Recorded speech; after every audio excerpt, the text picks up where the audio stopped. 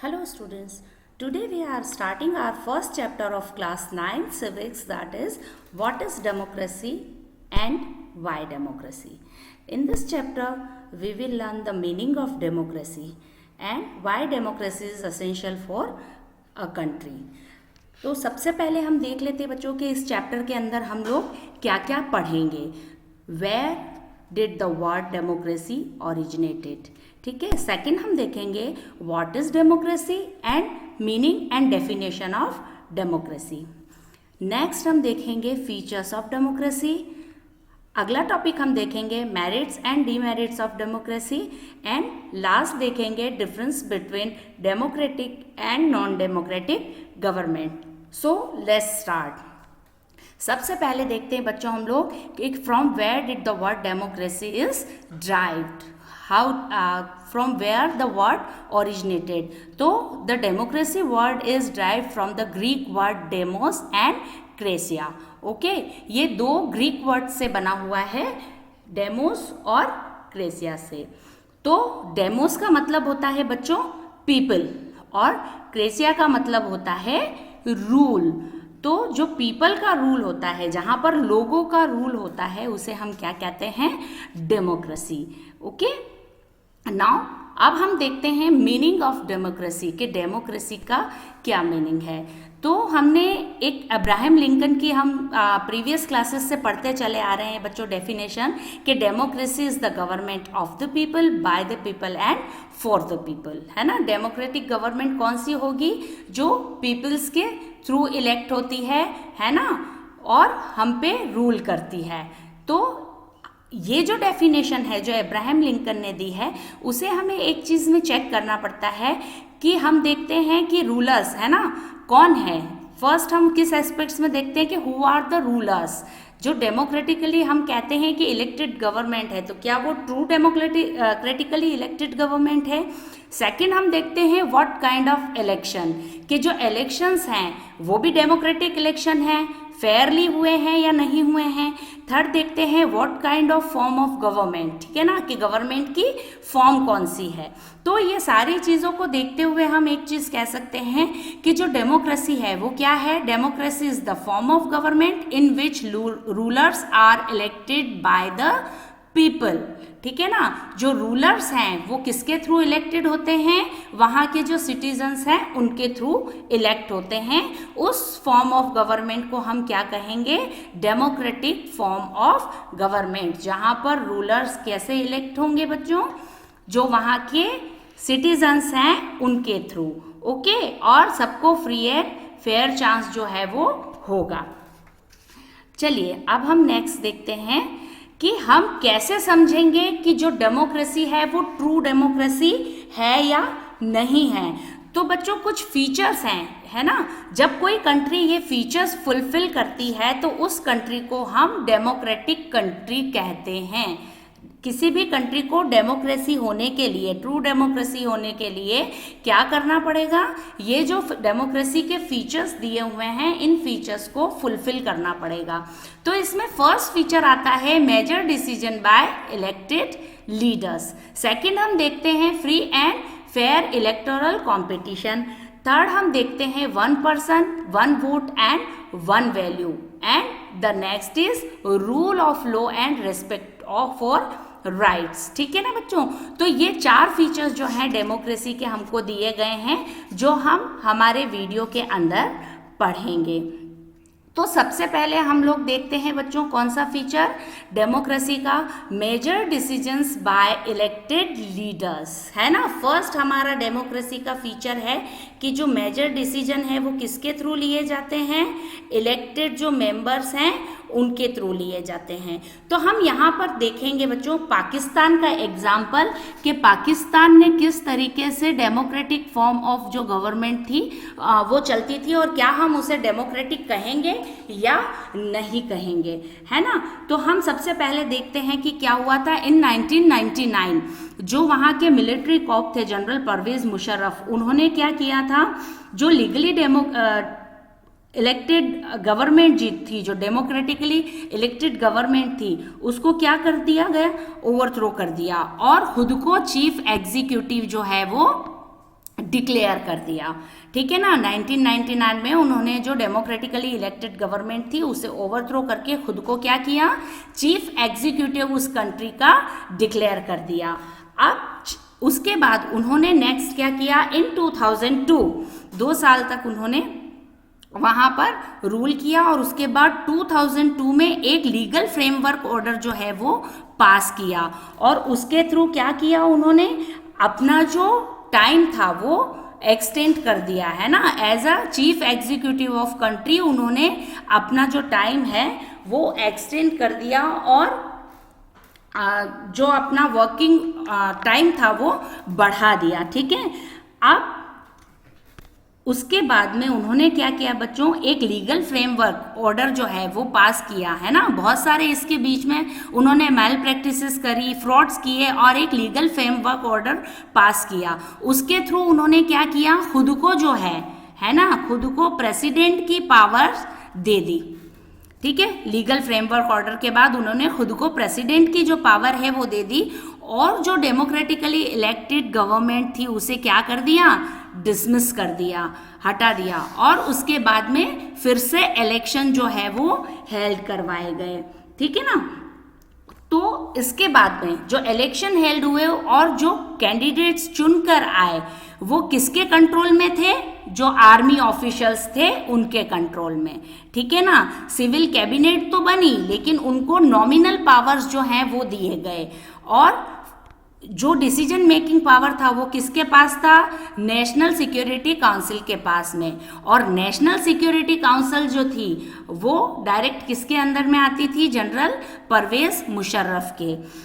तो ये केस जो हम देखते हैं बच्चों पाकिस्तान का, तो क्या हम इसको ये मानते हैं कि जो यहाँ की गवर्नमेंट है वो डेमोक्रेटिक गवर्नमेंट है? ये हमें सोचना पड़ेगा कि यहाँ पर जो गवर्नमेंट हम देखते हैं वो डेमोक्रेटिक, क्योंकि इलेक्शन तो यहाँ पर हेल्ड हुए हैं, इलेक्शन तो यहाँ पर हुए थे, बट जो इलेक्शन में रिप्रेजेंटेटिव्स आए थे उनके पास में कोई पावर ही नहीं थी, है ना। तो वो अपना जो ओरिजिनल पावर है वो यूज ही नहीं कर सकते थे। फाइनल पावर किसके पास थी, जनरल परवेज मुशर्रफ के पास में। तो इस टाइप की इलेक्टेड गवर्नमेंट को हम लोग डेमोक्रेटिक गवर्नमेंट नहीं कह सकते हैं, है ना। तो फाइनल हमारे पास में इस चीज का क्या निकलता है कि मेजर डिसीजंस जो हैं डेमोक्रेटिक गवर्नमेंट के अंदर, major decisions always be taken by the elected leaders और इलेक्टेड मेंबर्स। ओके, नेक्स्ट हम डेमोक्रेसी का फीचर देखते हैं, free and fair electoral competition. अब इलेक्शंस जो हैं वो कैसे होने चाहिए, फ्री एंड फेयर होने चाहिए। इसे भी हम लोग कैसे समझते बच्चों, 2 एग्जाम्पल से समझेंगे हम लोग। चाइना और मैक्सिको के एग्जाम्पल्स थे। तो चाइना के अंदर क्या है बच्चों, इलेक्शंस जो है वो तो रेगुलर हर 5 ईयर में होते हैं, है ना। इलेक्शंस जो है वो हर 5 साल में पर्टिकुलर टाइम पर एवरी 5 ईयर्स के पीरियडिकली जो है वो इलेक्शंस हेल्ड होते हैं। 5 साल के बाद में इलेक्शंस हो जाते हैं।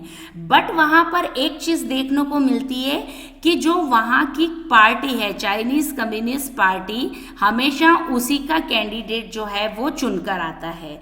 तो ऐसा कैसे हो सकता है, अगर फ्री एंड फेयर इलेक्शन है, जैसे हम लोग हमारे यहाँ पर देखते हैं इंडिया के अंदर कि आज जो इलेक्शन हुए उसमें जो गवर्नमेंट चुन के आई, तो कोई ज़रूरी नहीं है कि नेक्स्ट जब इलेक्शन होंगे तब वही सेम गवर्नमेंट होगी, है ना। तो यहाँ पर क्या होता है बच्चों चाइना में कि यहाँ एक बाउंडेशन रखी गई है कि before contesting the elections, a candidate needs the approval of the Chinese Communist Party। ठीक है ना, जो चाइनीज कम्युनिस्ट पार्टी है, किसी भी कैंडिडेट को अगर कॉन्टेस्ट करना है इलेक्शन के अंदर तो उसे पहले जो चाइनीज कम्युनिस्ट पार्टी है उससे अप्रूवल लेना पड़ता है। उसके बाद ही वो जो है इलेक्शन में कॉन्टेस्ट कर सकता है ना। अदरवाइज वो इलेक्शन में कॉन्टेस्ट नहीं कर सकता है। तो ये तो फ्री और फेयर इलेक्शन की कंडीशन ही नहीं हुई। फ्री और फेयर इलेक्शन में क्या होगा, कोई भी कैंडिडेट जो है वो अपनी इच्छा से पार्टी उसे चुन सकती है और वो इलेक्शन जो है वो फाइट कर सकता है, कॉन्टेस्ट कर सकता है ना। सेकंड हम देखते हैं बच्चों मैक्सिको का एग्जाम्पल। मैक्सिको में अब यहाँ चाइना में हम लोग देखते हैं कि चाइना में जो है वो एक तरीके से सिंगल पार्टी सिस्टम है। यहाँ पर जो चाइनीज कम्युनिस्ट पार्टी है इसकी 8 अलाइज पार्टीज और हैं, है ना। तो जो हमेशा इलेक्शन होते हैं उनमें या तो 8 जो अलाइन पार्टीज हैं वो, या फिर चाइनीज कम्युनिस्ट पार्टी का जो कैंडिडेट है वही इलेक्शन में खड़ा होता है, ठीक है ना। सेकंड एग्जांपल हम लोग देखते हैं बच्चों मैक्सिको का। मैक्सिको के अंदर क्या होता है, एवरी 6 ईयर्स में जो इलेक्शन है वो हेल्ड होते हैं, है ना। बट यहाँ पर क्या है बच्चों, एक पार्टी है ना, मैक्सिको की पार्टी है PRI। तो जो ये PRI है इसमें क्या होता है, यहाँ पर ऑपोजिशन पार्टी भी आपको मिल जाएगी PRI की, है ना, ऑपोजिशन पार्टी भी है। लेकिन जो PRI है वही हमेशा इलेक्शन में विन होकर आती है। तो यहाँ पर भी हम नहीं कह सकते कि एक ही पार्टी हमेशा विन हो रही है। तो वैसे मोस्ट ऑफ डेमोक्रेसी में अपन देखते हैं कि it is truly not possible कि एक ही पार्टी हमेशा जीतती रहे। अंटिल 2000 PRI ही जो है वो विन होकर आती है, ठीक है ना। तो यहाँ पर क्या होता है बच्चों, हम लोग देखते हैं कि ये जो PRI है ये क्या करती है, कुछ मेल प्रैक्टिसेस करती हैं जिसकी वजह से जो इलेक्शन है वो फ्री एंड फेयर नहीं रह जाते हैं। अब ये मेल प्रैक्टिसेस में क्या करते हैं, जैसे गवर्नमेंट जॉब्स में जो भी लोग हैं उन्हें ये कहा जाता है कि ये PRI की जो मीटिंग्स हैं वो अटेंड करें, और जो टीचर्स हैं उन्हें कहा जाता है कि वो फोर्स करें पेरेंट्स को, स्टूडेंट के पेरेंट्स को, कि वो लोग जो PRI को वोट करें। उसके बाद में जो मीडिया है उस पर फोर्स रखा जाता है कि वो PRI के थ्रू की गई कोई भी गलत चीज़ दिखाए नहीं। ऑपोजिशन जो है उनको बहुत ज़्यादा डोमिनेट किया जाता है। तो ये सारी प्रैक्टिसेस जो हैं वो मैक्सिको के अंदर होती है, और उनकी वजह से वहाँ पर हमेशा जो गवर्नमेंट है वो किसकी बनती चली आई है, PRI की। तो यहाँ पर हम देखते हैं बच्चों कि इन दोनों ही कंडीशंस में इलेक्शन जो है वो फ्री एंड फेयर नहीं है ना, क्योंकि इलेक्शंस में मेल प्रैक्टिसेस हो रही हैं। ऑपोजिशन जो कैंडिडेट्स हैं उन्हें दूसरी पार्टी से अप्रूवल लेना पड़ रहा है। तो ये चीज़ जो है वो क्या है, गलत है। क्योंकि हमेशा इलेक्शन जो होना चाहिए एक डेमोक्रेटिक कंट्री में कैसा होना चाहिए, फ्री एंड फेयर होना चाहिए। सभी को ये चांस मिलना चाहिए कि वो जीत सके, है ना, और अपनी जो गवर्नमेंट है वो बना सके। तो ये हुआ हमारा free and fair election essential हो जाता है किसी भी डेमोक्रेटिक कंट्री के लिए। नेक्स्ट हम आ जाते हैं 1 पर्सन 1 वोट एंड 1 वैल्यू, ठीक है ना। डेमोक्रेसी किसी भी कंट्री के को ट्रू डेमोक्रेटिक कंट्री कहने के लिए वहाँ पर एक फीचर और होना चाहिए, 1 person 1 vote and 1 value. Her person जो है उसे वोटिंग का राइट मिलना चाहिए और उसके वोट की वैल्यू जो है वो इक्वल होनी चाहिए, है ना। तो इसमें हम बच्चों एग्जाम्पल्स देखते हैं।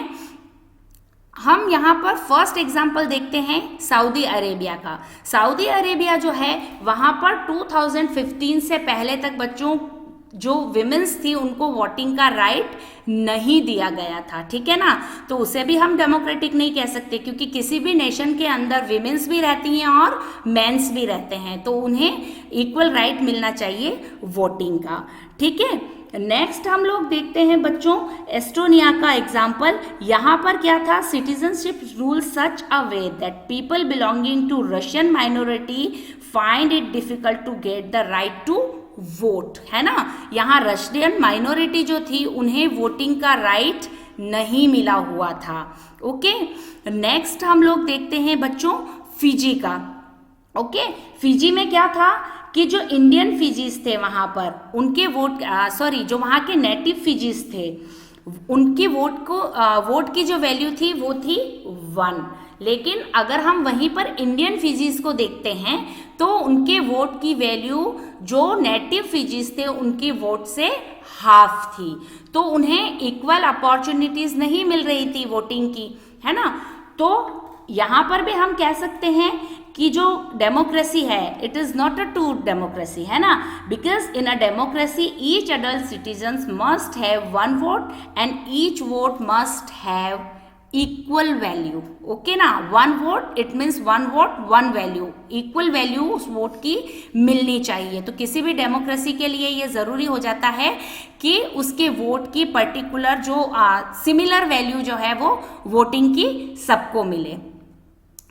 नेक्स्ट हम लोग देखते हैं rules of law and respect for right. Okay, तो हम यहाँ पर देख रहे हैं बच्चों, जिम्बाब्वे का एग्जाम्पल लेते हैं हम लोग कि जिम्बाब्वे जो है it is ruled by the party, it's name is ZANU PF। Okay, its leader Robert Mugabe has been ruled the country. He is popular but also use unfair practices in elections। ठीक है ना, ये क्या करते थे, यहाँ के जो लीडर्स थे रॉबर्ट मुगाबे है ना, इन्होंने फ्रीडम जो जिम्बाब्वे है उसकी फ्रीडम में भी बहुत ज़्यादा सपोर्ट किया था। और इस सपोर्ट के बाद में जब यहाँ पर फ्रीडम मिली इन्हें और जब यहाँ पर इलेक्शंस हुए तो जो चुनकर आए वो कौन आए, रॉबर्ट मुगाबे चुनकर आए। ठीक है ना, पर बच्चों इसके बाद में इन्होंने क्या करना स्टार्ट कर दिया, मैल प्रैक्टिसेस जो हैं वो स्टार्ट कर दी।